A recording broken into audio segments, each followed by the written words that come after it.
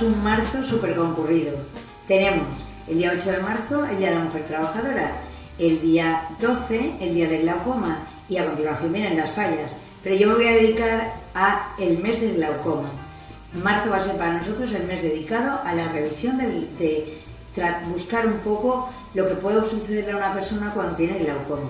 ¿Qué es el glaucoma? Primero, bueno, pues se produce un aumento de la patología de la presión intraocular en el ojo porque falla el drenaje del humor acuoso. El humor acuoso es el líquido que tenemos en la cámara anterior del ojo. Debido a esto, se produce un problema en las fibras nerviosas de nuestro nervio óptico, que poco a poco es una enfermedad que llamamos un poco ciega, nunca mejor dicho, porque no suele dar ninguna sintomatología.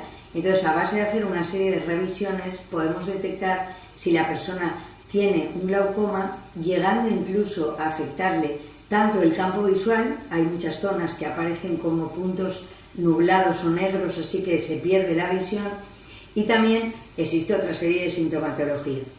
Hay dos tipos de glaucoma: el glaucoma crónico, que es este que os estoy hablando, que se detecta empezando con un análisis de la tensión, de comprobar cuál es la tensión, la presión intraocular, y hay otro agudo, que este agudo da muchos dolores en el ojo se pone rojo, llega a afectar a toda lo que es la cara, y cuando ocurre esto es verdad que la persona rápidamente reacciona y va al oftalmólogo.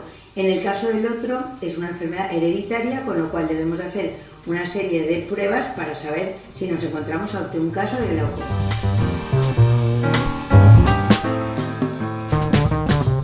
La primera prueba que haríamos para la detección de glaucoma sería tomar la presión intraocular. Eso en nuestras ópticas lo hacemos con el tonómetro de aire. Es un aparato en el cual damos 3 disparos de aire y por la resistencia que opone el ojo nos dan el valor de la tensión.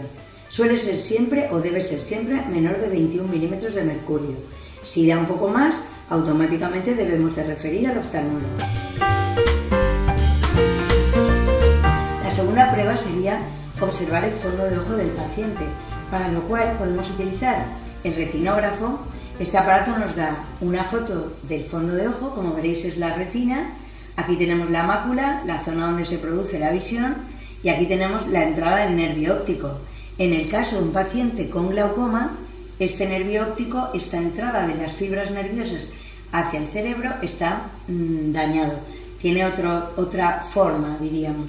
Entonces, haciendo esta foto podemos observar si el paciente ya tiene dañado el nervio óptico. Para terminar un buen diagnóstico del glaucoma, realizaríamos la prueba de la rejilla de Amsler para saber si el campo visual en algún punto ya está perdiendo un poco de visión. Simplemente es una rejilla que, como veréis, la persona se fija en el punto central y tiene que ver que todas estas rayitas estén tal como están. En ningún momento se produzca ninguna curvatura ni ninguna zona que ya no se pueda ver, etcétera, etcétera.